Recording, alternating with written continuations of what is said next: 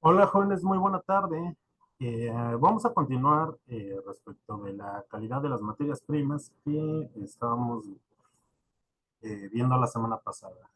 Buena tarde a todos ustedes y agradezco nuevamente que me den la oportunidad de continuar las clases de esta forma en línea.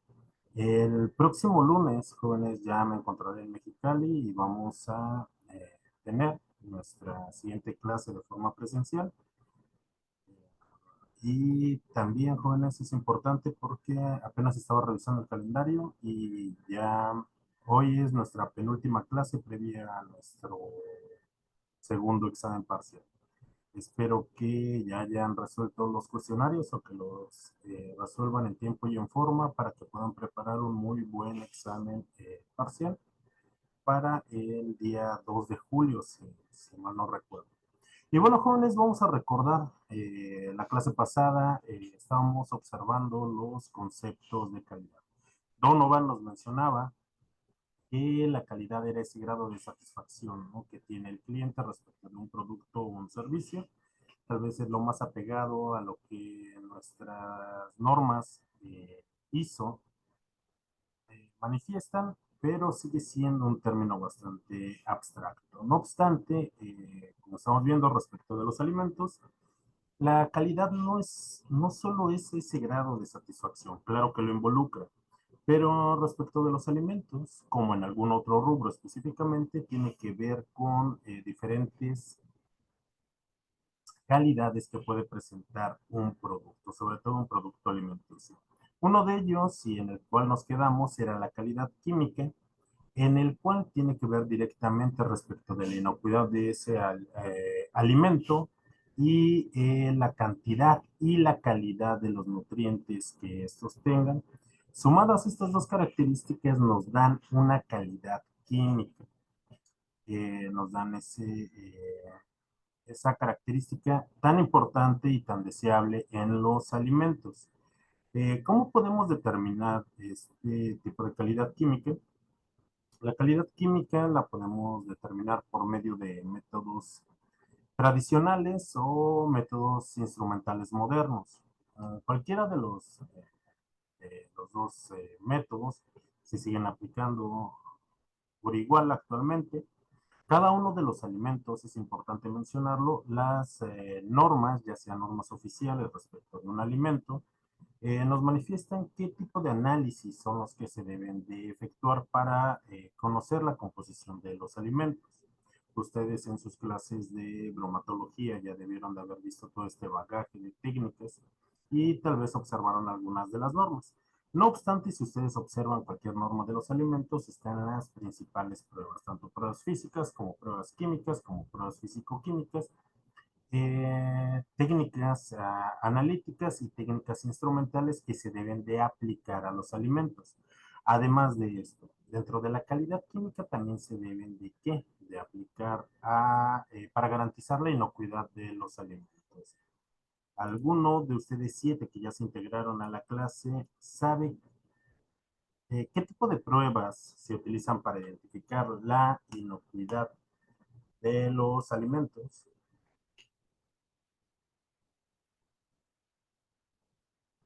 Melissa, ¿me escucha?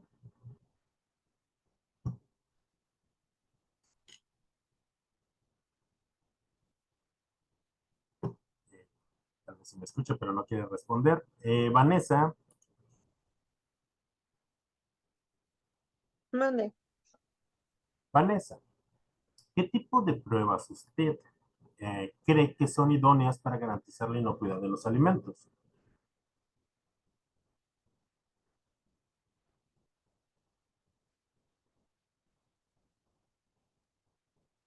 Ay, como pruebas de calidad o algo así, o Por supuesto, porque estamos viendo varios rubros de calidad de los alimentos, pero específicamente que nos garanticen la inocuidad. Mm, es más, vamos un paso más atrás, tal vez esto nos confunde. Explíquele por favor a sus compañeros qué es inocuidad. pues que un alimento esté en buen estado para nosotros, para que lo podamos consumir. que al consumirlo no haga daño, eso es lo más simple. Ujú. Ahora, ¿qué tipo de pruebas nos garantizan que ese alimento sea inocuo?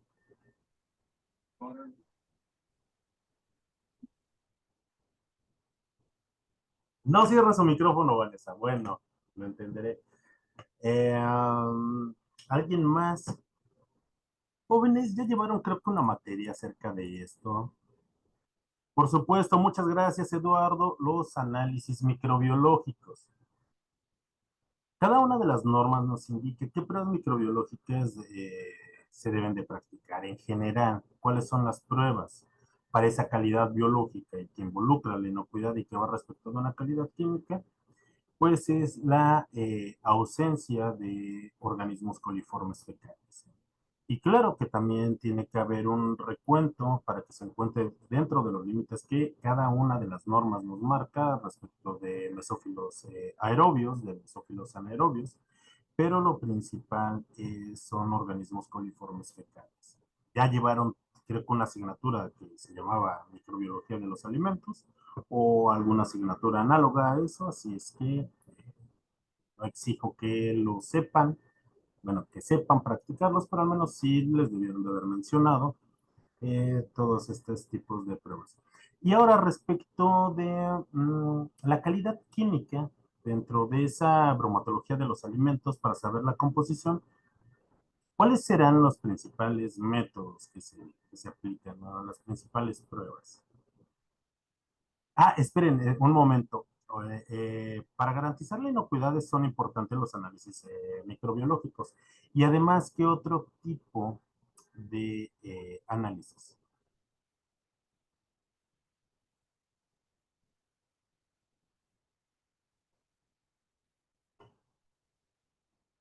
Eva,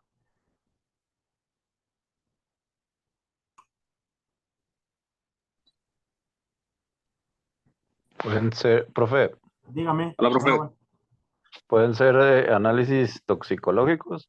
por supuesto, ahí lo dice. En el último párrafo lo dice, tanto que nos garanticen la inocuidad de los alimentos. Recuerden, son pruebas microbiológicas y son pruebas toxicológicas, y muchas de ellas van de la mano. ¿Ok, chicos? Ahora, para la calidad de las... hola, Melissa, Eva.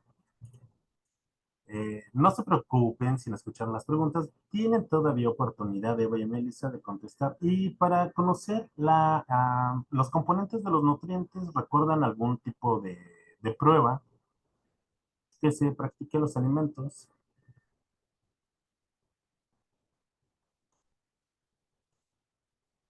Melissa, ¿sí? ¿Qué tipo de pruebas para conocer la cantidad o la calidad o el si contiene algún tipo de nutriente los alimentos en general?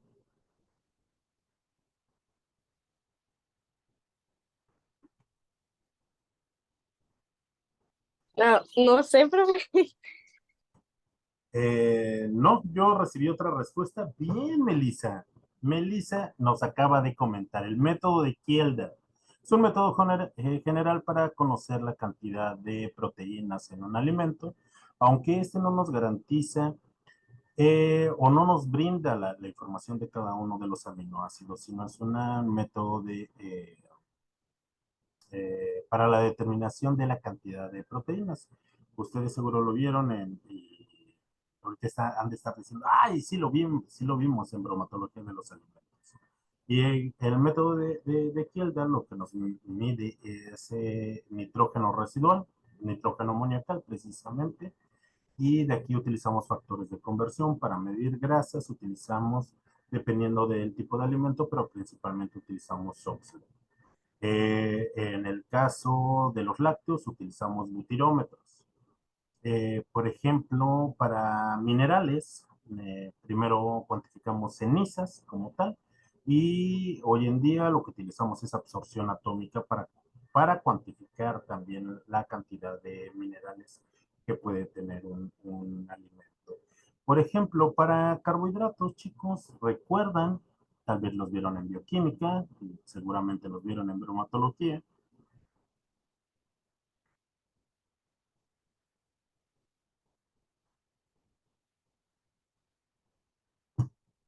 Jóvenes, hay como 26 pruebas para azúcares y carbohidratos. Bien, me están llegando esas respuestas mentalmente. Claro que sí, tenemos Fehling, tenemos Tollens, tenemos Molly Shudransky, tenemos Benedict. Tenemos todo un bagaje de técnicas tradicionales que podemos aplicar. Lo más importante es que dependiendo de nuestro alimento nos vayamos a la norma. ¿Qué pasa si no tenemos una norma mexicana que nos indique un procedimiento? O tal vez nuestro alimento no esté dentro de las normas mexicanas. Pues vamos corriendo rápidamente al Codex Alimentarius y buscamos alguna de las tantas normas que tiene para los análisis de los alimentos. Ahora bien, Eduardo nos mencionaba algo muy importante, eran los análisis microbiológicos, enseguida los vamos a ver, pero ¿cuáles son esos factores de calidad nutricional?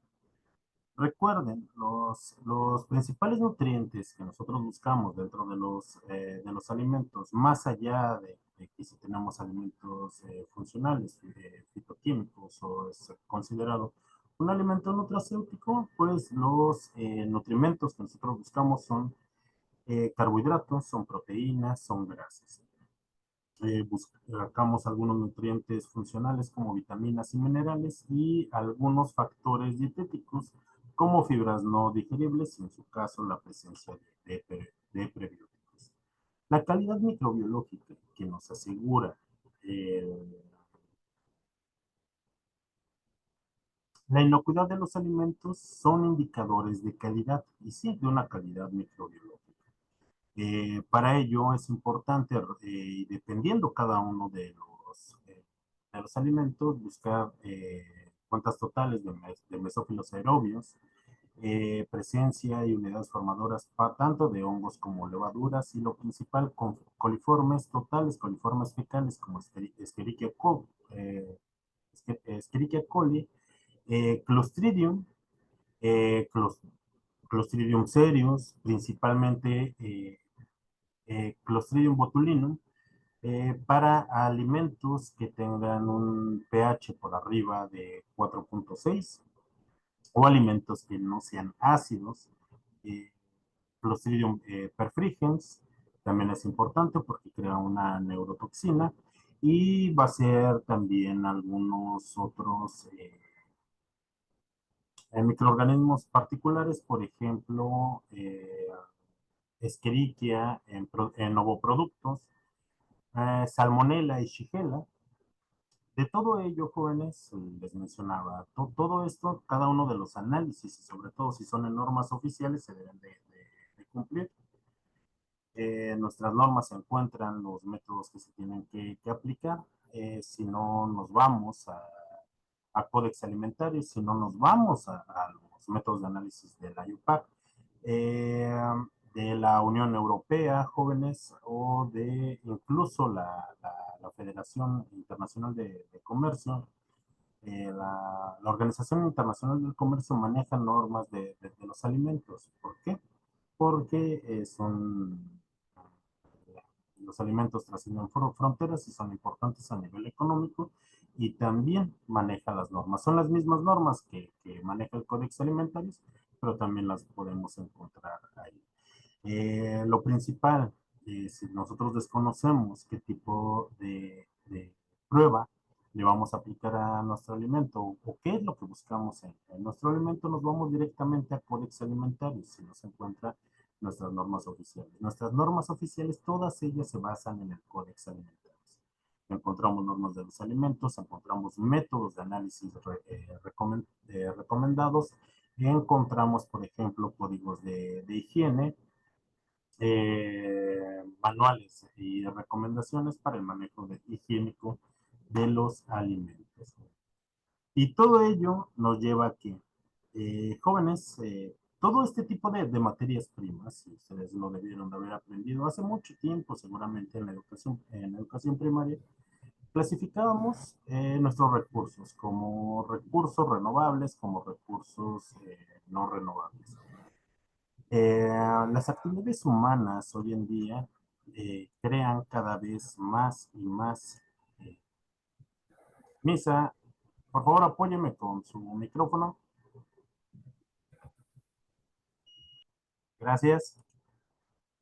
Ahora bien, chicos, la producción actual de alimentos, que es principalmente por métodos intensivos para la producción de materias primas de origen vegetal, crea muchísimos estragos en nuestro medio ambiente. Lo principal es la disminución de la cantidad y la calidad del agua que tenemos a nuestra disposición. Cada vez tenemos menos agua potable y esto es debido a las actividades agrícolas.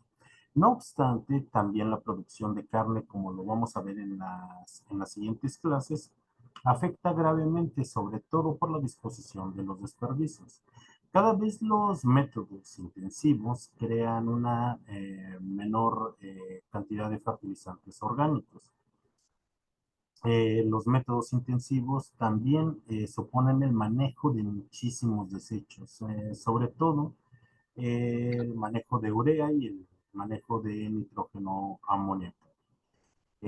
Para ello, para la producción de alimentos agrícolas, se utilizan grandes cantidades de fertilizantes, grandes cantidades de plaguicidas y también los monocultivos jóvenes afectan gravemente a nuestros ecosistemas. Esto se ha observado durante muchísimos años. La implementación de muchas tecnologías trata de ser más amigable con el medio ambiente, pero la alta demanda de los alimentos realmente crea estragos. Si nosotros volteamos a ver uno de los principales pulmones de nuestro planeta, como lo es el Amazonas, eh, debido a los incendios que se provocaron hace 3 años, tuvo un cambio de uso de suelo, alta demanda en carne, también demanda muchos alimentos para la producción de carne, sobre todo el frijol de soya. Y esto resta una enorme cantidad de bosques húmedos a nuestro planeta. Vemos en Madagascar, uno de los países megadiversos, la mitad de su territorio hoy en día está destinado para la siembra de té y de palmiste. Y eso pasa con muchas regiones ecuatoriales y donde realmente los ecosistemas son increíblemente frágiles. Vamos a ver en nuestros temas más adelante también eh, las afectaciones que tiene hacia nuestro medio ambiente. Pero lo principal, jóvenes, es la reducción de los recursos como el agua. Tal vez, bueno, yo creo que ustedes ya debieron de haber aprendido, o tal vez se les inculcó como parte de ese cuidado del medio ambiente, que el agua ya no, cada vez se considera menos como un recurso natural renovable. Los ciclos biogeoquímicos nuestro planeta, también por nuestras actividades, están siendo gravemente afectadas. Fenómenos climatológicos afectan a las poblaciones humanas y sobre todo afectan a la producción de alimentos. Sinceramente, yo confío que la tecnología nos va a librar de todos estos males que hemos causado, pero ¿cómo pondríamos en una balanza resarcir los daños a nuestros ecosistemas o garantizar la alimentación de la población mundial? Es una decisión que afortunadamente ni ustedes ni yo debemos de tomar, pero que va directamente a un concepto que vamos a estar tocando continuamente, que es seguridad alimentaria.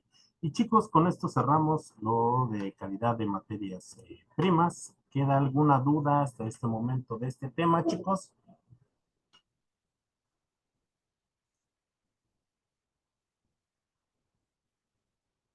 No, bueno, jóvenes, entonces, No, maestro. adelante, No, dígame. No, profe, todo bien. Que no hay duda, maestro, que todo bien por el Bueno. momento. Pues Misael, usted entró tarde. Yo creo que no va a tener dudas porque vio poco. Pero de este tema sí lo vamos a ver todo completo, chicos. Vamos a ver a qué tema nos toca.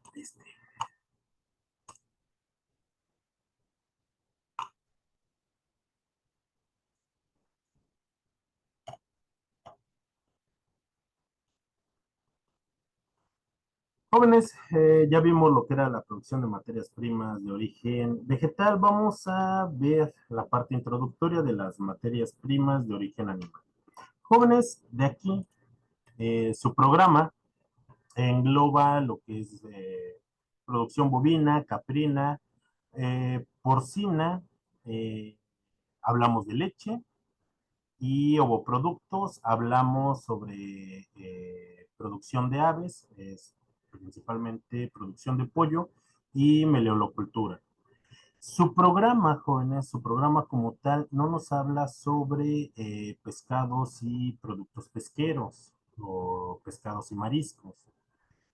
Si nos da tiempo, jóvenes, vamos a tratar de abordar algunos de estos aspectos. No es algo diferente que ustedes ya hayan visto, por ejemplo, en toxicología de los alimentos, si es que la llevan, o en bromatología, incluso en microbiología de los alimentos. No ahí, además de los análisis propios a este tipo de productos, debieron de haber abordado parte del conocimiento de este tipo de productos.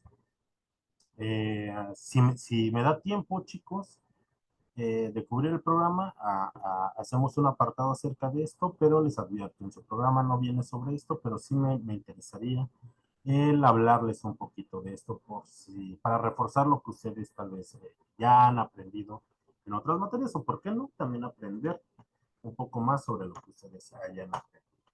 Ahora bien, jóvenes, materias primas son aquellas sustancias alimenticias que intervienen de distintas formas para la elaboración de productos cárnicos.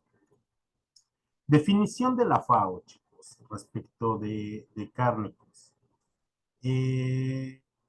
La FAO nos dice que para los cárnicos son considerados el músculo, vísceras y órganos blandos de los animales destinados para consumo humano. Nosotros en esta parte vamos a ver las materias primas para los productos cárnicos y ya sea que se empleen la propia carne, grasa, los tejidos blandos como las vísceras y algunos otros órganos que son considerados como despojos, tripas naturales y artificiales, la sangre, sustancias curantes, principalmente sales puras, lo que son nitratos y fosfatos, y una enorme variedad de especies que nos dan una amplia gama de productos cárnicos. En cuanto a ver, chicos, una pregunta. ¿Quién consume menudencias? No, no más que menudencias, vísceras de algún animal. Más allá de de los tacos de tripita. ¿Viseras de qué, profe? De algún animal. Pues La moronga, cuentan los sesos, ¿no? Los sesos, bien. Muchas gracias, Donovan. No, ¿quién fue Misa o Donovan? Ya no el fue. Misa dijo los sesos, yo dije moronga. El hígado. Ok.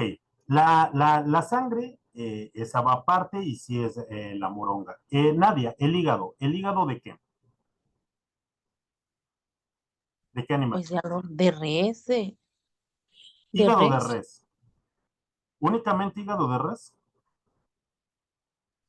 Ah, yo, en mi casa comen eso, yo no como eso, pero sé que se comen el hígado de res. Qué triste que no lo consuma. Es una excelente fuente de carbohidratos y de vitaminas del complejo B y de hierro. Hígado de res. Ok, jóvenes, en las carnitas no consumen hígado de cerdo. El buche en las carnitas. Parte del buche, parte de la nana. La tripita, profe, carne asada. Ay, Ya les había dicho que fuera de los tacos de tripita. El hígado de pollo, chicos, ¿lo consumen? En mi casa se consumen mi esposo consume las mollejas. La Mollejas, lengua, la lengua de res. la Erika. lengua. Perfecto. ¿Qué otros? Seguramente ustedes no consumen menudo. No, Ah, bueno. Yo sí. El también. menudo. ¿En qué otros platillos jóvenes encontramos parte de los órganos blandos? que consuman comúnmente. En los tacos de cabeza. En los tacos de cabeza, bien. ¿Qué más?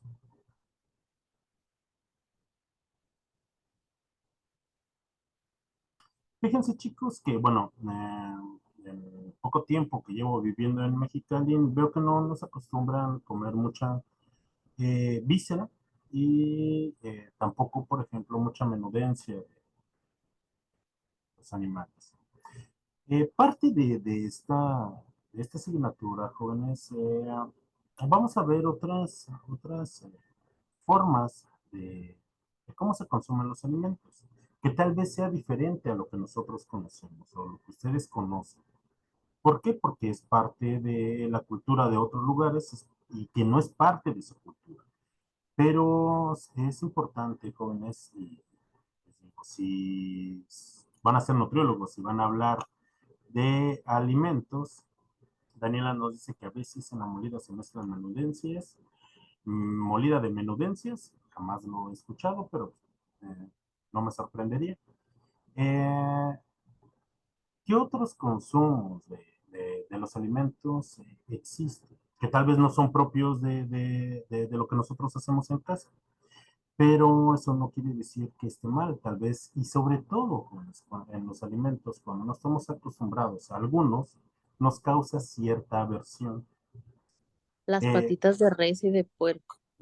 Déjese de eso, las patitas de pollo, unos esquites con patitas de pollo es una chulada, pero eh, es diferente la No cultura que comparto. se tiene. Sí, es diferente el tipo de cultura que se tiene. Por ejemplo, y esto me lleva, hay en Hidalgo, en un pueblo mágico, sobre todo en Huichapan Hidalgo, es característico del lugar, algo que se llaman carnitas de res. Son unos tacos enormes, pero son unos tacos de menudencias de res. Son exquisitos. Cuando viajen a Hidalgo y sobre todo si están recorriendo pueblos mágicos, vayan a Huichapan y de verdad, pídanse unos tacos de carnitas de res, es una chulada, tal vez es algo que no están acostumbrados. O por ejemplo, jóvenes, una comida prehispánica, sobre todo en el centro de México, es una lástima que ya se vayan, que se estén perdiendo, chicos. Pero, por ejemplo, uno de los tlapiques tradicionalmente o prehispánicamente era con tripas de pato.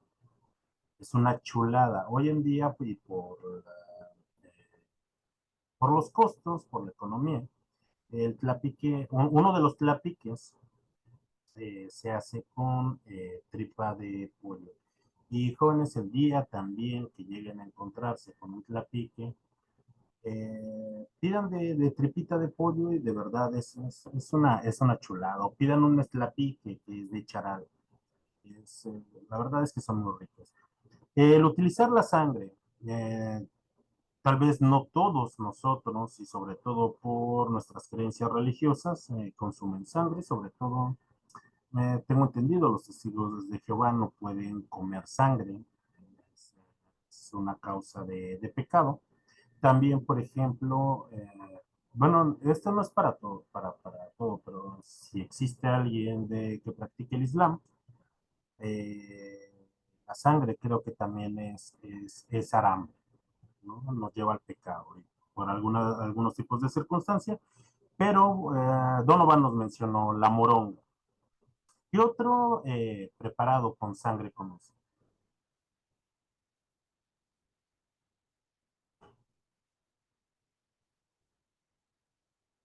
La moronga o la morcilla, pues varía porque la moronga va en tripa natural. ¿Conocen algún otro tipo de preparado que se haga con sangre?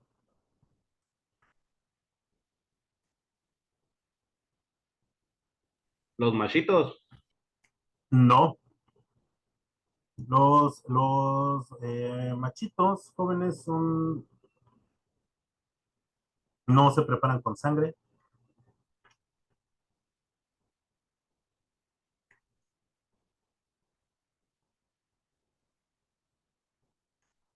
Jóvenes, bueno, y sí, se los voy a recomendar. Ahí no, bueno, no venden en Mexicali. Cuando se encuentren de vacaciones en Tlaxcala, en Puebla, en Hidalgo, sobre todo en Pachuca, prueben una barbacoa de borrego, penca, un horno en tierra, y prácticamente en todos esos lugares se prepara algo que es sangrita y lo que es masita. La masita es un preparado de maíz, que es una chulada, y se acompaña también con sangrita, que es la sangre de... Es una especie de moronga, pero es muy sabrosa. Y ya que están ahí, pues también comen unos tacos de barbacoa, pero de barbacoa de borrego original, ¿no? Una chulada. Fíjense, y les voy a ser honesto. Ahí cerca de su escuela, hay uno de mis amigos vende barbacoa de borrego tradicional, estilo Texcoco. Se la recomiendo el precio, de verdad, yo he pagado hasta 1,400 pesos por un kilo de, de barbacoa de borrego en Tijuana, y ha sido uno de los peores fraudes que he comido. Pero ahí cerca, muy cerca de su escuela, les digo, este amigo, no sé si ahorita desde los jueves esté vendiendo, pero sábados y domingos vende una barbacoa. Si no han probado, jóvenes, una barbacoa de borrego, característica, por ejemplo, del Estado de México, de Hidalgo, la verdad es que esa que preparan ahí no deja nada que desear, está muy rica. Luego les paso la dirección. Y bueno, jóvenes, también para la preparación, debido a que en los cárnicos se consume directamente la carne o alguno de sus preparados, pues vamos a hablar también sobre muchos embutidos. México, durante su historia, se enriqueció en la preparación de cárnicos. ¿Por qué? Debido a la invasión española y también esa invasión francesa, pero fue característica la invasión española que vino a diversificar. Donovan, la barbacoa de la escondida. No, esa, luego me pasa la dirección y yo le paso la que está cerca de su escuela, y para que prueben de verdad una barbacoa sabrosa. Y les mencionaba, en México se especializó en embutidos. De verdad, los embutidos en México son de excelente calidad y de alta demanda. En Japón, el chorizo toluqueño, de verdad tiene una altísima demanda. ¿Por qué? Por lo rico que es. Eh, por ejemplo, hay empresas aquí en México, como la Española, que prepara chorizos de verdad riquísimos. Chorizos en tripa natural, jóvenes, que, bueno, difícilmente se consiguen allá en Mexicali. Y algo que de verdad debo de decirles es que el chorizo, las longanizas que se comercializan allá donde vivimos, aunque ahorita me encuentre en La Paz, pues la verdad no son de calidad. Por ejemplo, los chorizos yucatecos son muy pequeños, son extremadamente condimentados, pero son riquísimos. Por ejemplo, en Tabasco, también el chorizo es muy condimentado, es muy graso, pero también es muy rico. Esto sobre todo por las características de las temperaturas que pueden llegar a tener, que se especializaron y sobre todo se condimentaron para poder preservar los alimentos. Yo hace muchos años trabajé en alimentos EFA, que es la cuarta empacadora a nivel nacional. Manejábamos desde tocino, tocineta, queso de cabeza. Por ejemplo, ¿alguno de ustedes consume queso de puerco?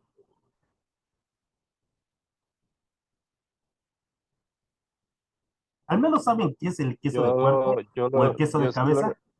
yo sí lo he comido, el queso de puerco. Ok. Fijen, bueno, ¿cómo cambia la cultura, chicos? El queso de cabeza o el queso de puerco es un producto muy rico, eh, para serles honesto, el más desagradable de fabricación que la verdad que puede haber, jóvenes. pero olfativamente es el producto más rico que he olido en toda mi vida. Ahí lo maquilábamos en esa empacadora donde trabajé, jóvenes, pero sí es muy grotesco el verlo. Fíjense, es un producto popular, así como lo que es la mortadela. Por ejemplo, el pastel de pollo o el paté de pollo. Son productos económicos, son productos populares en algunas zonas de nuestro país, pero por ejemplo, jóvenes, la última vez que compré queso de puerco en Cali, y no en todos los lugares los venden, jóvenes, el precio era mucho más elevado que jamón. Un producto que es popular y que es muy barato, pues hoy en día, bueno, o sobre todo obedece a las leyes de la oferta y la demanda, encarece mucho el producto. Jóvenes, pero si nosotros diversificamos el conocimiento en la cantidad de los productos que existe, podemos también ser mejores nutriólogos y adaptarnos a las necesidades que tienen sus clientes o bien sus pacientes, chicos. ¿Por qué? Se van a enfrentar, jóvenes, tal vez el día de mañana, con que tengan muchos pacientes o clientes, como les guste llamar, que no consuman algún tipo de producto o que sean alérgicos a un tipo de producto o bien que sean afines a algunos tipos de productos. Y jóvenes, el ir al nutriólogo, todavía perdura mucho la idea de que me van a quitar muchos alimentos que me gustan y por qué no balancear esos alimentos que me gustan o sustituirlos con otros. Por eso es importante que ustedes se empapen con la diversidad de alimentos con el que se cuentan y también con la forma de consumo que se tienen. Jóvenes, si alguno de ustedes tiene un futuro exitoso, como les deseo a todos, y se cambian de lugar de residencia, se tienen que empapar de la cultura del lugar a donde van. O bien, si llegan a tener un cliente o un paciente, jóvenes, que no sea originario de Mexicali y que esté acostumbrado a otro tipo de comidas, entonces también tienen, eh, si no la obligación, de adaptarse a las formas de su consumo. ¿Para qué? Para dar un mejor seguimiento. Es importante que aumentemos el bagaje de la cultura gastronómica en todo nuestro país, jóvenes, y además de eso, que vean la riqueza gastronómica con la que contamos. No por ello México se consolidó con una de o la gastronomía mexicana como patrimonio cultural de la humanidad.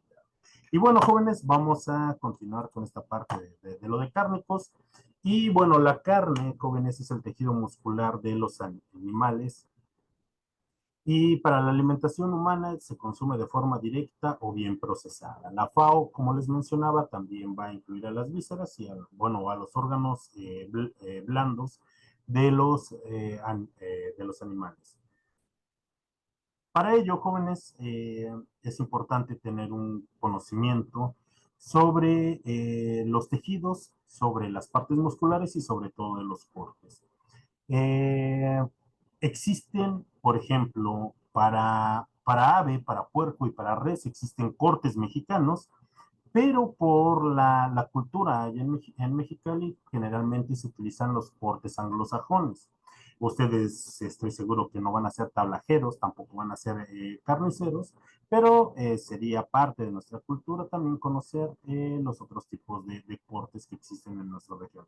Y además de eso, también existen algunos otros tipos de cortes, como los cortes argentinos, como los cortes brasileños, jóvenes, también son otros tipos de corte que incluyen a las mismas partes del animal, pero como van destinados a diferentes tipos de guiso, adquieren otras zonas que son importantes para la preparación de los alimentos. La composición de la carne, jóvenes, principalmente está constituida por agua, por proteínas. Estas proteínas son de alta calidad, de grasa, de sales minerales y de carbohidratos. Va a variar la cantidad de carbohidratos y principalmente vamos a tener glucógeno y sobre todo también lo vamos el mayor contenido de carbohidratos en lo que son la parte de las vísceras. La calidad de la carne, en qué influye económicamente en el precio y también para poderla categorizar. En los rastros jóvenes o en los mataderos después de las actividades de faenado, generalmente se clasifican en tres. En carne de primera, donde obtenemos canales o medias canales de carne magra, carnes de segunda, donde son semigrasos, y de tercera, donde son para animales grasos. Esto va de acuerdo a la distribución de la grasa, jóvenes. De acuerdo a la distribución. Los cortes de tercera son cortes grasos, pero es grasa acumulada y no es grasa marmoleada. Los cortes de mayor calidad son los cortes que más grasa tienen, pero es grasa distribuida dentro de lo que es la parte muscular. Ahora también tiene que ver la coloración de esa grasa y eso va directamente con la edad del animal. Como va avanzando la edad del animal, ya estamos por ejemplo, en una res, en un añojo, ya el cebo es de color amarillo y ya no se encuentra marmoleado dentro de lo que es la grasa muscular.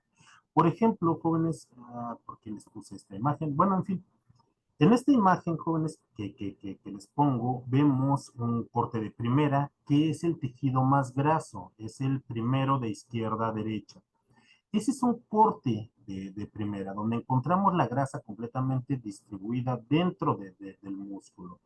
Una canal de segunda, vemos una menor distribución, y en una carne de proceso o una carne de tercera, vemos ya la grasa acumulada simplemente en las orillas. Incluso veríamos otro tipo de coloración y ya no vemos grasa completamente distribuida. ¿Por qué?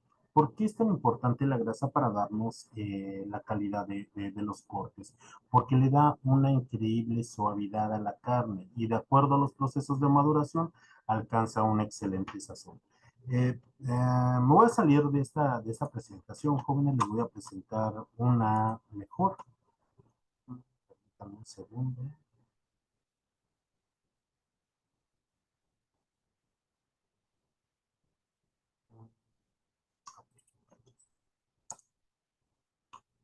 Ok, para que por ejemplo, jóvenes, sí, una vez terminado el faenado de la carne, tenemos carne de primera, de segunda y de tercera. Pero de acuerdo a la calidad de los cortes, jóvenes, tenemos cortes que van desde primera hasta cortes de baja calidad, que son cortes de proceso. Aquí lo vemos al contrario, lo vemos de derecha a izquierda. En la parte derecha inferior, jóvenes, un corte completamente graso con la grasa completamente distribuida, completamente marmoleada. Ese es un corte de primera. Vemos en la parte izquierda, jóvenes, un recorte, un corte de proceso, donde la cantidad de grasa es mínima, pero distribuida dentro del músculo. Así es como se evalúan los cortes. Hoy en día existen otros tipos de cárnicos, de hecho ya han alcanzado categorías de certificación. De esos tipos de reses a los cuales les ponen música en la mañana para que no crezcan estresados, y un filete cuesta como 600 pesos. ¿En qué cambia, jóvenes? En una carne de proceso y una carne selecta, un corte de primera. ¿Cambia la biodisponibilidad de los nutrientes? No, no cambia. Incluso, jóvenes, dependiendo del tipo de corte y de la zona, la biodisponibilidad de los nutrientes es casi la misma, no varía significativamente. Me va a otorgar los mismos nutrientes una carne de proceso que una carne selecta, un corte selecto, unas de estas nuevas variedades que están surgiendo como tendencia, ya sea una carne Akaushi o una Wagyu. Últimamente son tendencia en Japón, ustedes lo pueden ver en la imagen superior, la distribución de la grasa. La biodisponibilidad de los nutrientes no cambia, el precio sí. Una carne de proceso cuesta como 90 pesos el kilogramo y un filete de primera, una libra de un corte nos va hasta en 800 pesos o tal vez más. Pero los nutrientes tienen la misma biodisponibilidad. ¿En qué cambia? Va a cambiar en las características sensoriales que pueda tener. Y claro que sí. Mientras un guiso de una carne de proceso debe de tener otra forma de guiso para alcanzar una suavidad, los cortes de primera alcanzan una suavidad por la cantidad de grasa que tienen. Pero la biodisponibilidad de estos, créanme, es exactamente la misma. Y también la biodisponibilidad en el cuerpo. Entonces vamos a continuar con nuestra presentación. Ya se me olvidó cuál era. ¿Y de qué depende, jóvenes, también estos cortes de calidad? Pues depende mucho de los procesos de maduración y una característica específica que es la capacidad de retención de agua. Seguramente ustedes ya lo conocieron. La capacidad de retención de agua se ve afectada por los procesos post-mortem. Durante ese proceso de rigor mortis, jóvenes, es un proceso que se tiene que llevar con mucho cuidado, debido a que si no se tiene un control del pH, la carne puede perder agua y con esto, jóvenes, obtenemos carnes más duras. Obtenemos carnes también más brillantes y con un menor sazón. También, si aumenta la capacidad, aumenta esta pérdida en la capacidad de retención de agua, la CRA, ese cárnico ya no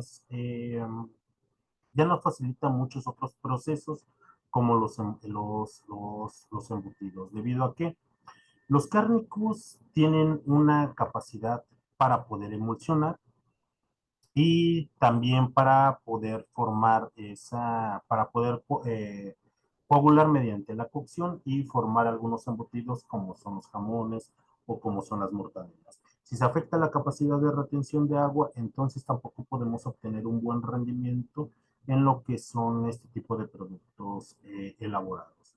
Por ejemplo, en la imagen que les pongo, a pHs por debajo de 5.5, ¿qué es lo que ocurre? Ocurre una desnaturalización de las proteínas y cuando ocurre un cambio abrupto del pH, se afecta mucho la capacidad de retención de agua. ¿Cómo podemos controlarlo? Con un correcto proceso de cadena de frío, con una maduración completa y sobre todo en el manejo para el frenado de la carne, con un tipo de sacrificio donde nosotros no estresemos al animal. Esto puede ser benéfico para ellos. Permítanme un segundo. ¿Escuchan? Permítanme un segundo, por favor.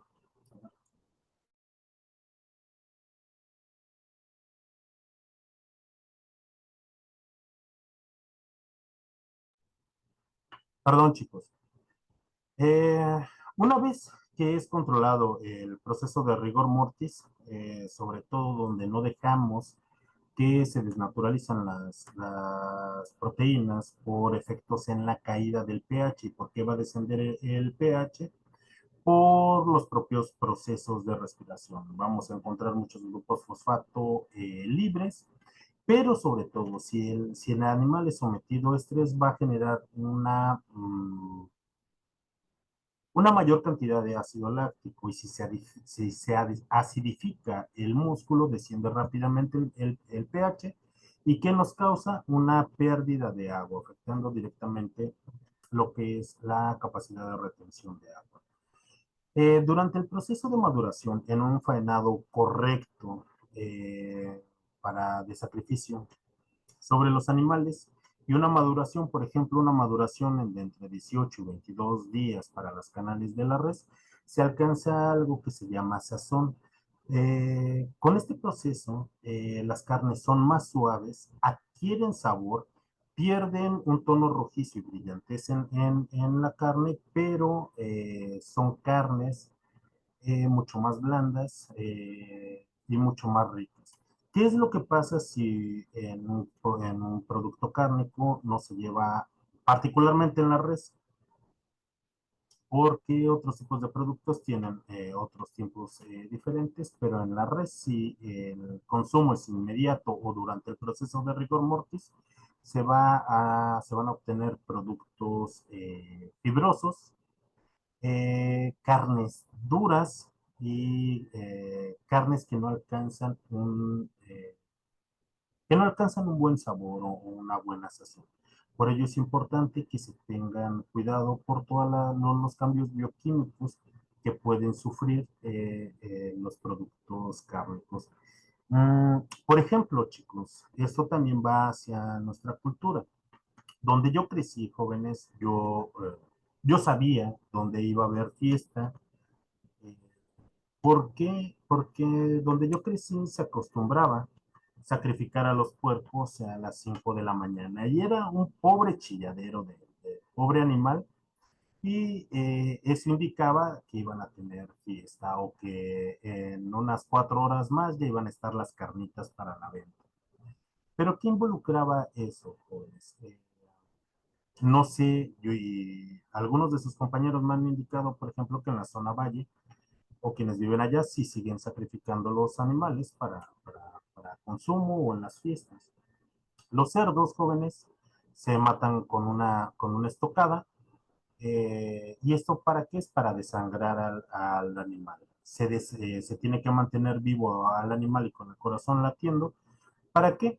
Para que pueda expulsar toda la sangre y no se coagule dentro de los músculos. No pasa absolutamente nada, pero le da una muy mala presentación. Pero donde yo crecí, una vez que se terminaba de sacrificar al animal, pasaba el proceso de sangría, pasaba el proceso de rasurado, se retiraba el cuero, se cortaba la carne y se aventaba al caso. Realmente era destreza de la persona quienes preparaban las carnitas que alcanzaban un buen sabor, pero con una carne madurada de cerdo, se pueden alcanzar todavía un mejor sabor en las carnes. Quien no la sabía preparar, efectivamente la carne quedaba dura, pero son por el desconocimiento del proceso de rigor mortis por todos estos cambios bioquímicos que ocurren dentro de la carne. ¿Ok?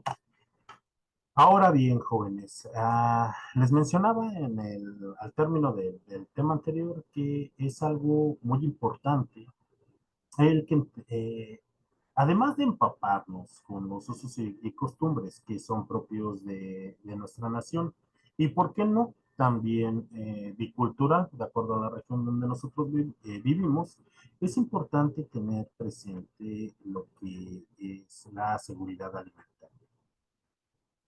Para ello, jóvenes, algo importante,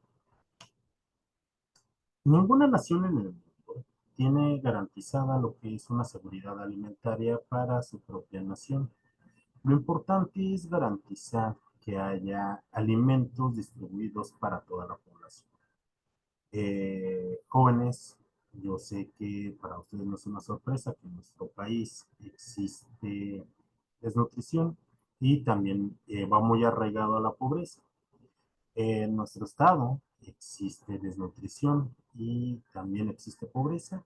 Y si nos vamos, jóvenes, al municipio Mexicali, donde vivimos, por supuesto que hay desnutrición y también hay pobreza. Y el hambre, jóvenes, espero que no la conozcan ustedes, pero es una de las expresiones más lacerantes de nuestra sociedad y es una de las expresiones más lacerantes de la pobreza. Es por ello, jóvenes, que hagamos conciencia y el día de mañana se elija, les diría que al mejor político o a quien vaya a estar a cargo de la toma de decisiones y no solo al menos peor de todos, pero cada vez es más difícil, pero debemos de seguir lo que son los planes nacionales de desarrollo, las políticas de salud, las políticas de alimentación que van destinadas a nuestro país. Ha habido muchos ejercicios jóvenes y planes impuestos por gobiernos anteriores, algunos con mayor éxito, algunos con menor éxito. Tal vez uno de los programas, tal vez que ustedes tengan presente, el de México sin hambre, donde se distribuyeron a nivel nacional muchos comedores, sobre todo en los lugares más pobres, ¿no? ¿Qué es lo que pasa ahora? Eh, Liconza, jóvenes, creada hace muchos sexenios atrás, jóvenes, eh, distribuía leche a toda la nacional. Después una fórmula láctea de excelente calidad. Yo visité una de las plantas de Liconza, jóvenes, y créanme que era una planta de primer nivel. También visité hace muchos años la planta de papillas de Gerber, jóvenes, y honestamente dejó mucho que desear, ¿no? Se distribuye o se distribuía, no lo sé. En Mexicali he visto muy pocas tiendas ahora de Conce, donde se distribuye este producto. He visto una en La Rumorosa. En la propia ciudad, en Mexicali, no he visto, y he visto, por ejemplo, en el Ejido Michoacán. Es leche de excelente calidad. Claro que si ustedes tienen el poder adquisitivo para comprar otro tipo de producto, adelante. Pero recuerden que en México cada vez aumenta más y más y más la pobreza.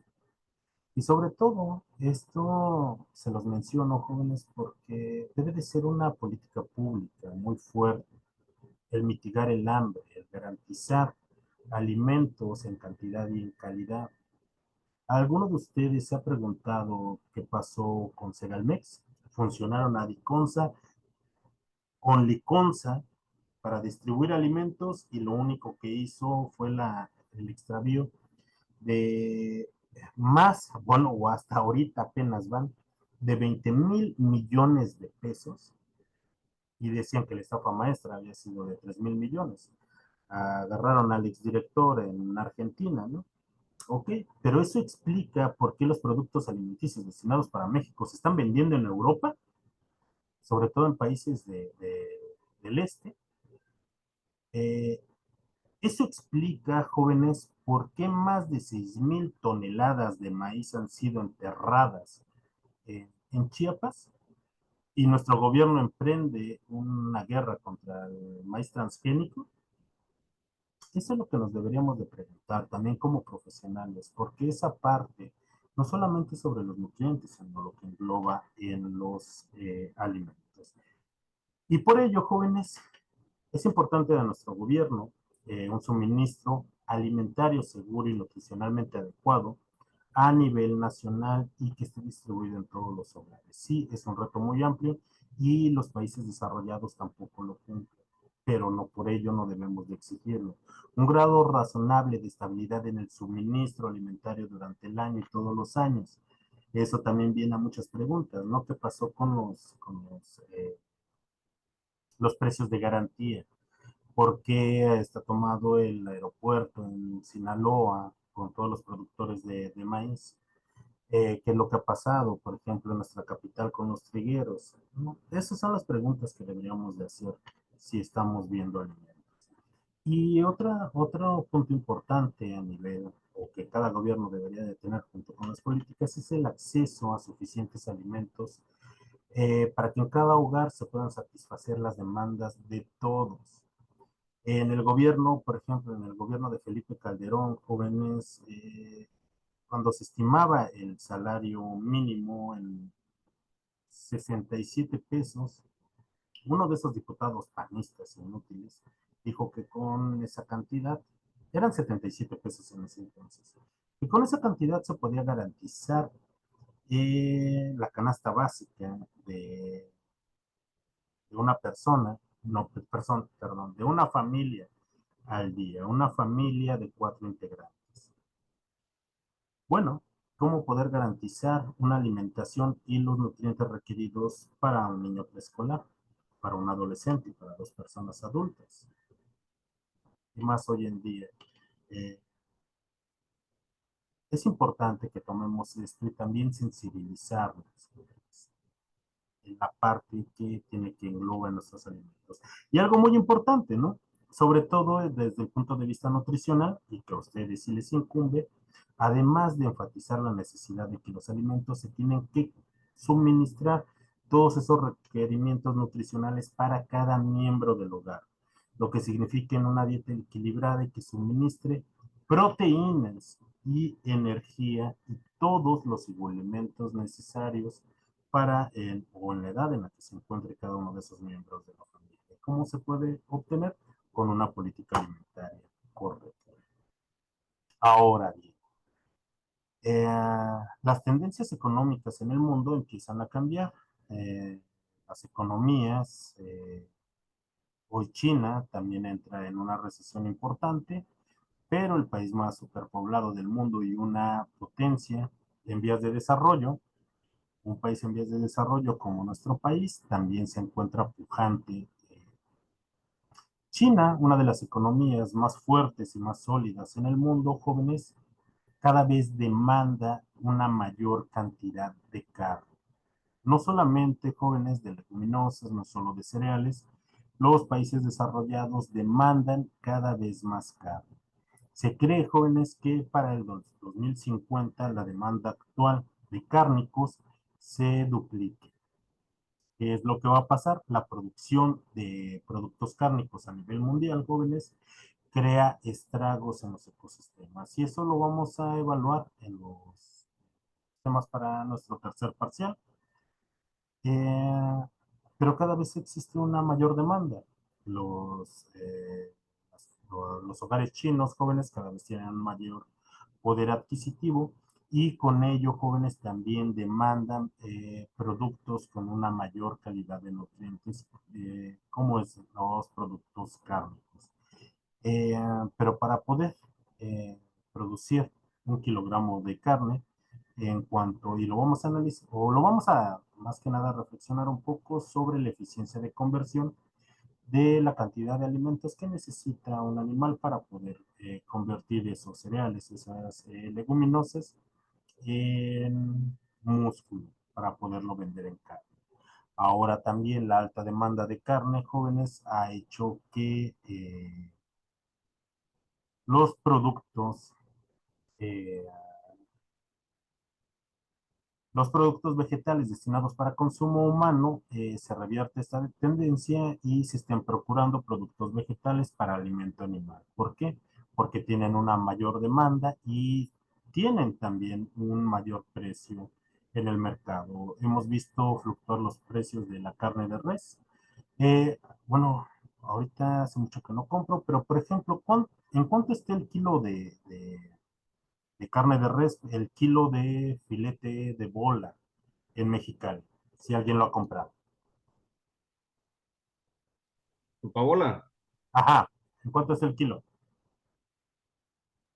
130 lo compré yo. 130 pesos, jóvenes. Para obtener ay, está bien caro. Yo como compro puro New York para mis carnes asadas. ¿Alguien sabe en cuánto está el New York?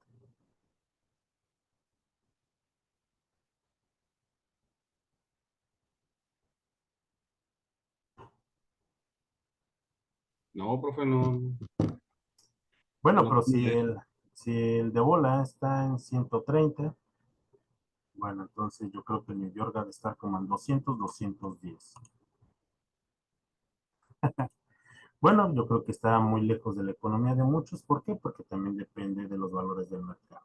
Algo importante es que desde la década de los 80, jóvenes, cada vez las principales potencias duplican las necesidades de cárnicos y si seguimos en cuanto a la producción, al consumo, jóvenes también, como se cree actualmente, entonces no va a haber una superficie suficiente para la producción de alimentos destinados para humanos y alimentos destinados para animales que terminen siendo alimentos para consumo humano.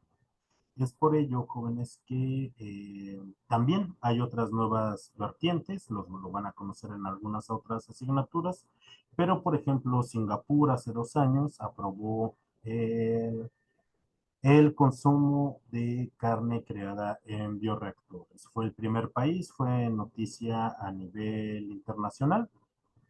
Es, sí, es carne que se obtiene por medio de métodos biotecnológicos en reactores. Eh, Debe de ser, y tiene que ser igual con la misma biodisponibilidad, pero esa carne no proviene de un animal. A finales del año pasado y principios de este año, en San Francisco ya se instalaron algunas empresas biotecnológicas que están creando carne de pollo y carne de res a partir de procesos biotecnológicos. La ciencia puede hacer que cambiemos la forma de cómo nos alimentamos y sobre todo de esos suministros. Sí, yo creo que sí, pero la aceptación que tenga del público en general va a ser lo que marque la tendencia. Hay que observar qué es lo que pasa, pero ya lejos de esto, se nos va a olvidar cuando empecemos a hablar sobre todos esos productos y sobre todo sobre los guisados que podemos hacer con los cárnicos. Ahora, también es importante, jóvenes, mientras que en los países desarrollados el consumo de carne es alto, en países en vías de desarrollo como el nuestro y países tercermundistas jóvenes, el consumo per cápita de carne es inferior a los 10 kilogramos por año. Y eso causa una subnutrición y malnutrición. De acuerdo a datos de la FAO, jóvenes, se cree que más de 2.000 millones de personas en el mundo carecen tanto de vitaminas, minerales fundamentales, lo que crea desnutrición en el mundo. Las recomendaciones para la FAO no son mis recomendaciones, porque ahorita van a sacar sus calculadoras y van a decir la FAO, el profesor se equivoca, pero no son datos de la FAO. ¿Cómo podemos nosotros, qué es lo que nos dice la FAO para poder abatir esta subnutrición y esta malnutrición en el mundo? Al menos la FAO recomienda que se deben de suministrar 20 gramos de proteína animal per cápita, lo que equivale, jóvenes, a un consumo de 33 kilogramos de carne magra al año, equivalente a 45 kilogramos de pescado o 60 kilogramos de huevo o a 230 kilogramos de leche, lo que equivaldría como a 260 litros de leche anualmente. Afortunadamente México cuenta eh, con este tipo de productos, pero en muchos lugares no se acostumbra el consumo de pescado. México sí, y cuando veamos el consumo de huevo, México es el principal consumidor de huevo en el mundo y eso es muy favorable. Eh, México tiene programas para distribución de leche de alta calidad para poder abatir esta subnutrición, lo cual es importante. Pero estos son datos que maneja la FAO, pero aunque suene que es poco, créanme que más de 50 millones de hogares en México no alcanzan a cubrir una canasta básica y estos requerimientos que marca la FAO para cada integrante de la familia están muy lejos de la economía. Y ahora, para poder producir la carne, ¿qué es lo que se necesita? Para la producción animal, jóvenes, se necesitan o va directamente ligado a factores endógenos y exógenos del propio animal. Entre los primeros, jóvenes, entre los factores endógenos se encuentran factores fisiológicos y metabólicos, y de ahí nos vamos directamente a las razas. Existen razas productoras de sebo. Cuando hablemos de sebo, jóvenes, estamos hablando de productos cárnicos, sobre todo en bovinos, y las razas que no van destinadas a la producción de sebo, entonces van destinadas a la producción de leche. Y eso se extiende a diversos tipos de rumiantes. Vamos a ver razas que son excelentes, como las frisonas para la producción de leche, y razas belgas que son excelentes productoras de sebo. crecen muy rápido. Y vamos a ver también otras tendencias en el consumo de los cárnicos. Pero para poder desarrollar todo lo que el potencial, ya sea para cebo o para leche, que el propio animal nos puede ofrecer, tiene que ver directamente con la nutrición del propio animal. Las reses jóvenes son rumiantes, desarrollan rumen, así como los caprinos, como los bovinos, como los camellos, como los búfalos jóvenes, son tipos de rumiante. ¿Por qué? Porque una vez que se destetan, no han alcanzado la edad del destete, entonces el estómago ya ha alcanzado el desarrollo del rumen. El rumen es muy importante porque es la principal fuente de vitaminas y de proteínas que alcanza con la conversión del consumo vegetal. Esto por microorganismos que están alojados dentro del propio rumen. Por ello es importante que se mantenga sano, porque es la principal fuente de nutrientes para el propio animal. Y para ello, jóvenes, también importa la alimentación del animal y sobre todo a la flora bacteriana, la flora del rumen. Todo alimento, ya sea forrajero o concentrado, debe de estar constituido por carbohidratos, por proteínas, por grasas, las grasas son específicas, por minerales y agua. El agua debe de ser de calidad. Pues. Los carbohidratos se clasifican en estructurales. Los estructurales son fibras como la hemicelulosa, como pectinas, que son digeribles, pero ¿por quién? Por los microorganismos que se encuentran alojados en el rumen, no por el propio animal. Los carbohidratos no estructurales jóvenes, ahí son digeribles. Estos son tanto para la propia alimentación del animal y también son aprovechados para la fermentación que ocurre por los microorganismos en el rumen. De estos principalmente están en los almidones y por ello es importante el consumo de cereales y que también las leguminosas le pueden aprovechar para el propio animal. El contenido de proteínas. Las proteínas jóvenes son muy importantes y también parte de ese nitrógeno no proteico que encontramos en los alimentos balanceados para los animales. De ahí vamos a tener lo que son las proteínas verdaderas y alimento que va a una conversión directa para nitrógeno no proteico o lo que es aminas o urea. Y eso depende de la calidad también del alimento con el que se puede suministrar a los animales, pero también depende de otros tipos de factores. Factores ajenos al propio animal, como las temperaturas, la presión, el grado de trituración que tiene el alimento, si este ya ha sido molido y se presenta en hojuelas o se presenta en pellets o se presenta extruido, de algunos aditivos que se agregan a los alimentos, esto para evitar la fermentación antes de ser consumido.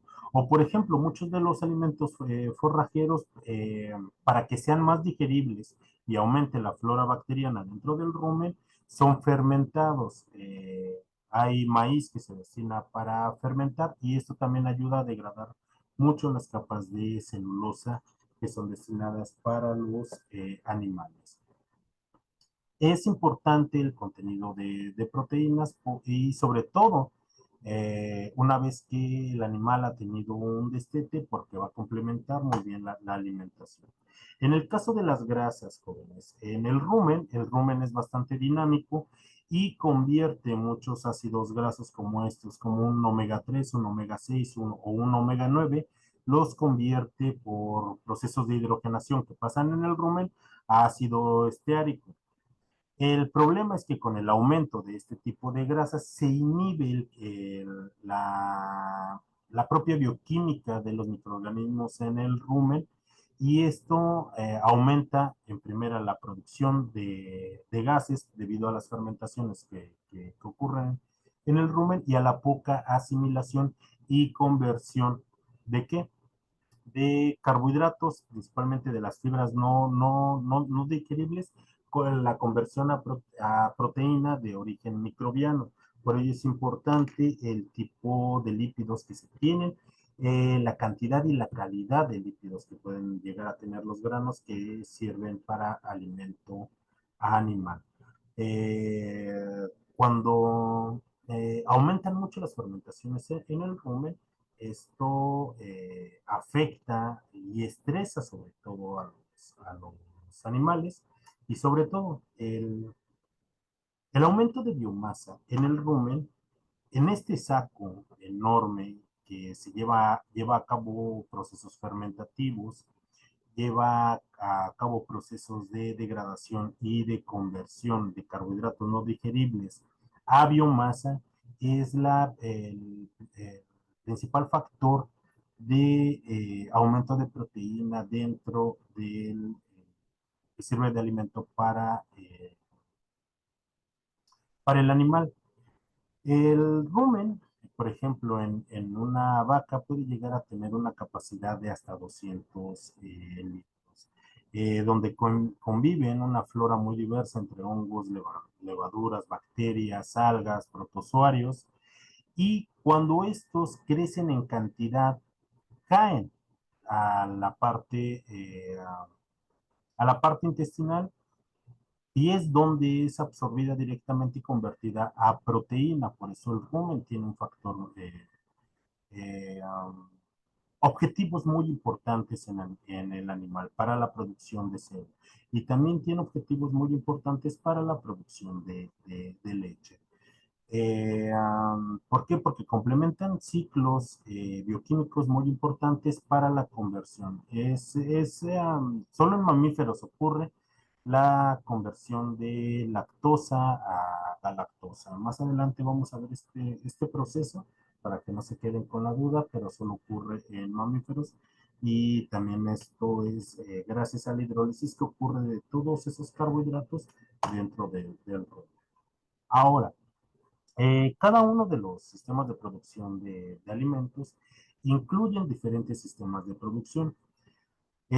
Hoy en día, los más eficientes son los sistemas intensivos para la producción de cárnicos y para la producción de leche, pero estos traen de verdad estragos muy fuertes para el suelo. Afortunadamente, solo son el 10% tanto de cebo como de leche que se producen por estos sistemas de producción, sistemas industriales o sistemas intensivos. Existen sistemas semi-intensivos o sistemas mixtos que utilizan pastoreo y que también utilizan sistemas mixtos. Estos son alrededor entre un 50 o un 60% a nivel internacional. Y también todavía existen sistemas de subsistencia o sistemas nómadas o sistemas de pastoreo. Para la producción de res, para la producción de oveja, para la producción de cabra.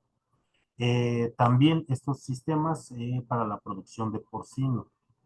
Para los sistemas de aves son otros tipos de sistemas, pero también se clasifican en sistemas intensivos y se clasifican en sistemas de traspatio. Para la producción de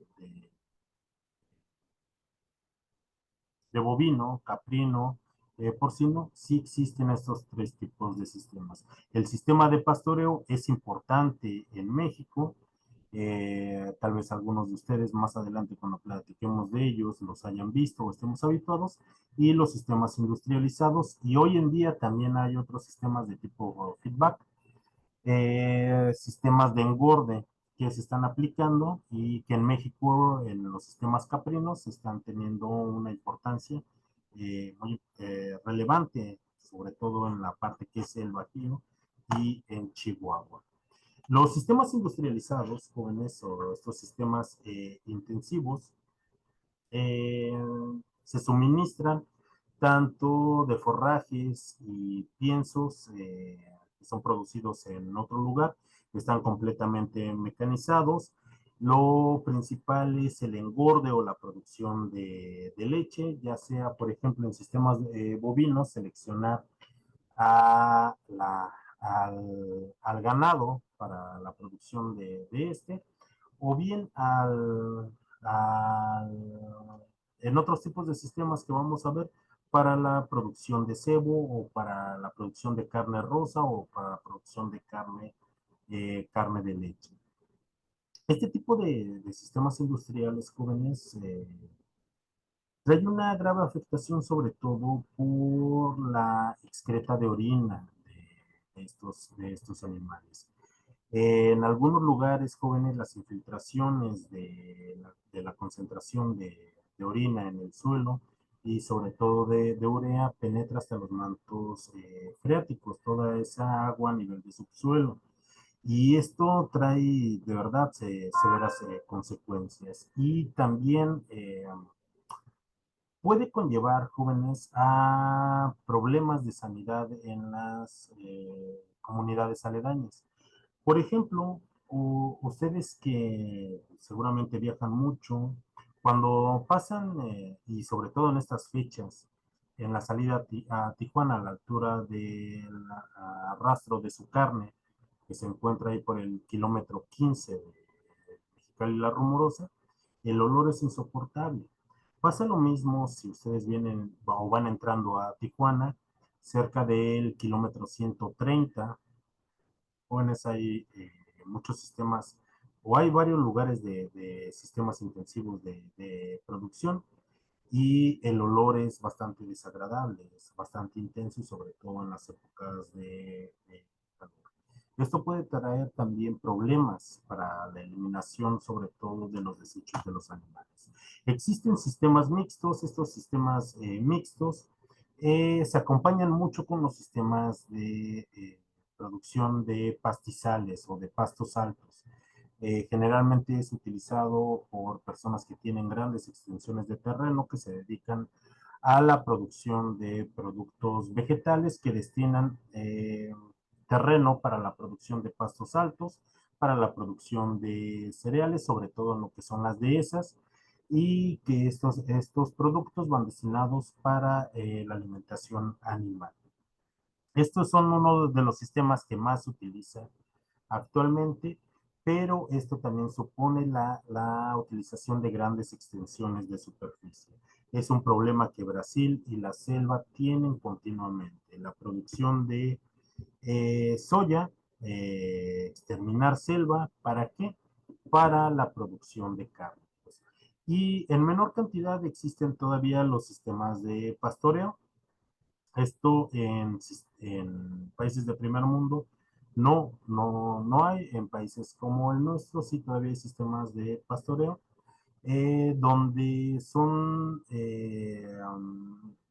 familias que dependen completamente del pastoreo, no tienen cultivos propios y son sistemas nómadas para la alimentación de los animales. Algunos de estos incluyen sistemas mixtos, sobre todo en los nacimientos de los becerros. Dependiendo del nacimiento de los becerros, en la época del año, cuando se pueden suministrar pastos frescos y de alta calidad, en nacimientos en verano, pero en nacimientos de lo que es otoño o invierno de los becerros, principalmente se suministran con granos de alta calidad, lo que conlleva también a un encierro y generalmente se ven acompañados por sistemas mixtos. Esto lo veremos más adelante cuando veamos la producción de cada uno de estos. Ahora, jóvenes, ya casi para cerrar el tema de hoy, ¿cuál es la eficiencia de transformación? Esta es una pregunta de examen. La eficiencia de transformación, jóvenes, es la cantidad de alimento que es consumido por unidad de peso de un animal y que se produce de este por peso en animal de pie o en pie de animal. Se puede expresar en kilogramos o en otra medida de peso. Esta eficiencia de transformación, jóvenes, también sirve para la biodisponibilidad de los alimentos que se vayan a suministrar a los animales para ver la bioasimilación de nuevos productos que se suplementen. Y esto en medida del crecimiento, de la ganancia en peso y en el desarrollo del animal. Por ejemplo, una res tiene una proporción de 7:1, los cerdos de 4:1, las aves, como las gallinas, tienen una proporción de 2:1, aunque las aves es muy deficiente la asimilación de los nutrientes. Aquí vamos a ver también qué es lo que pasa con los desechos de las aves, porque las aves no tienen dientes, la maceración de los granos se lleva a cabo en el buche, pero en los sistemas intensivos las aves no pueden comer piedras, lo cual resta mucho la capacidad de poder triturar los granos. Así es que sus heces fecales prácticamente va más del 50% del grano entero, el cual no sea digerido. Y respecto de los peces, vemos que Mexicali cada vez cuenta con más acuícolas, sobre todo para lo que es este pez que hasta crece en jabón.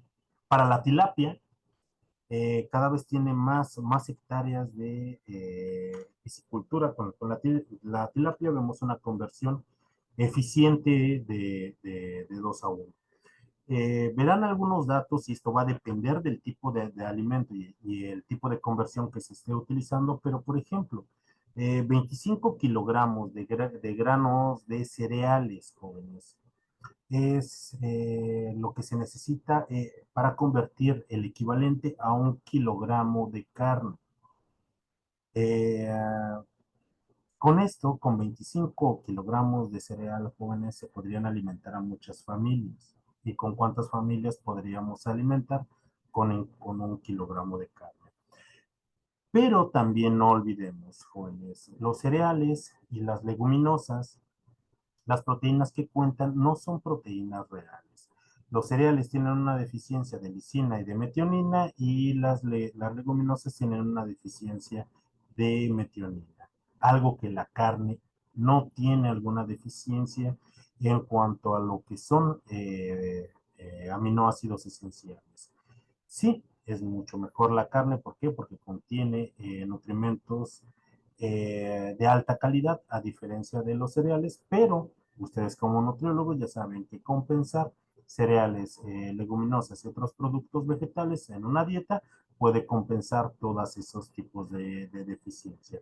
Algo muy importante también a tratar en la eficiencia de transformación es el tipo de nutrición que tiene el animal, la genética o la raza, las mortandades que pueden llegar a tener, que hoy con la modificación genética, sobre todo de los cerdos, se disminuyen. Y, por ejemplo, en los cerdos, en lo que son los sistemas intensivos, se diseñan equipos, por ejemplo, para que la cerdita no aplaste a sus crías y con ello hay un mayor número de subsistencia y lo cual también aplica para aumentar la eficiencia de transformación.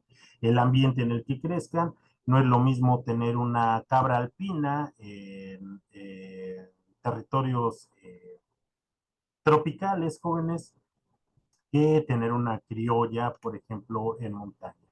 El tipo de adaptación que pueden tener respecto del clima o la temperatura y cada una de estas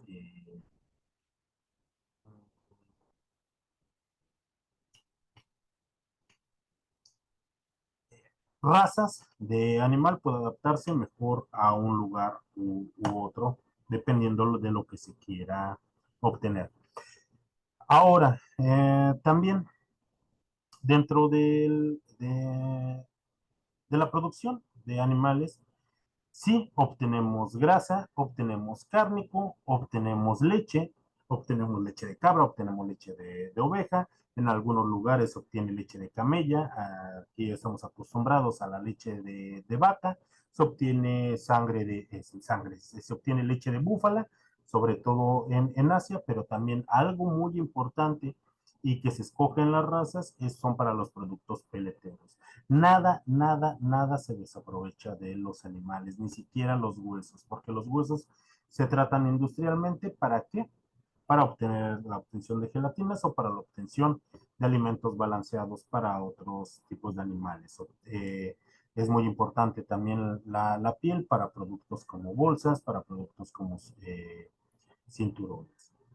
Ahora, dentro de estos factores, les explicaba hace un momento que la capacidad de retención de agua es un factor muy importante. ¿Por qué? Porque se relaciona con la textura, la terneza, el color de la carne, lo jugoso que puede estar y la firmeza en una carne que ya esté cocinada. No obstante, jóvenes, aunque la capacidad, y esto sobre todo, en los cortes ya hechos, el mantener la cadena de frío para no afectar la capacidad de retención de agua, entre un corte de primera y un corte de tercera, jóvenes, la biodisponibilidad de los nutrientes, como les decía, es exactamente lo mismo. ¿Qué es lo que, qué es lo que cambia? Pues las características organolépticas. Y sí, no es lo mismo hacer nuestra carnita asada con bola que hacerlo con puro New York, jóvenes. Sí, se cambia, pero la biodisponibilidad no.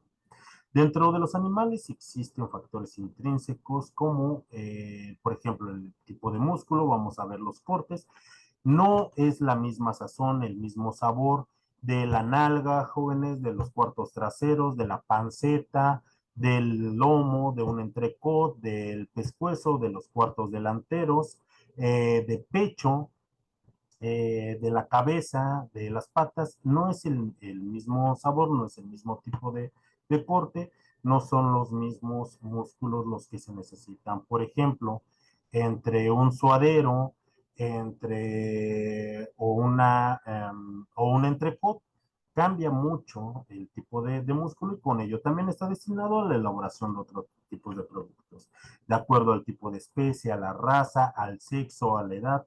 No es lo mismo tener o que faenen un añojo que un ternero, jóvenes, la suavidad de la carne, o por qué no, jóvenes, o alguna cría de leche todavía.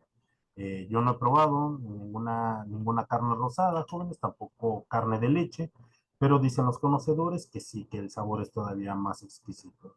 Eh, yo como sea, de todas maneras, siempre me gusta la carne bien dorada, me da igual de qué tipo de calidad o de qué animal provenga. También existen factores extrínsecos como el manejo en el presacrificio, jóvenes, ese estrés con la generación del ácido láctico que puede endurecer las carnes. La presencia de hormonas en la carne, jóvenes, que eso y en carnes tipo TIF no la vamos a encontrar, pero no toda la carne que se distribuye es tipo TIF. Y todavía hay algunos productores que sí utilizan hormonas para el crecimiento rápido de los animales. Y también, jóvenes, el que podamos entrar todavía vestigios de medicamentos de uso veterinario en los animales.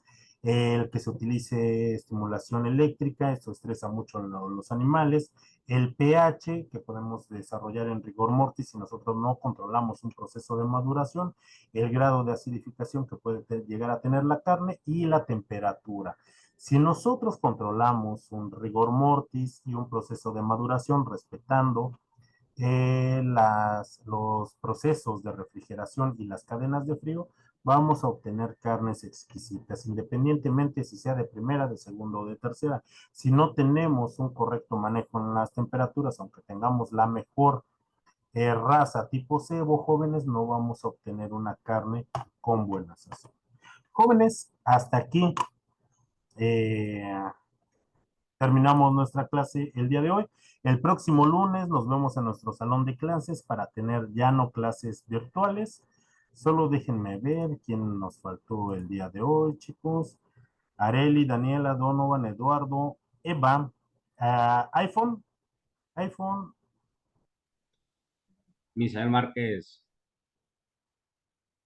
Creo que es Miss Nadia. Nadia, ¿verdad? Es iPhone. Misa y Vanessa. Nos vemos la semana que entra. Que tengan un excelente inicio de semana. Hasta luego, chicos. Si era yo. Bye, profe, hasta Maestra, luego. igual. Ya lo Ay, sé, profe, Nadia. buena tarde. Nos tiene que Dale. presumir de que marque su teléfono. No, Ah. es que tengo que ponerle cada vez que entra y hay a veces así lo dejo. Bueno, que tengan un bonito lunes, chicos. Hasta luego. Gracias, Dale, maestro, bye. igual. Hasta luego, Adiós. profe.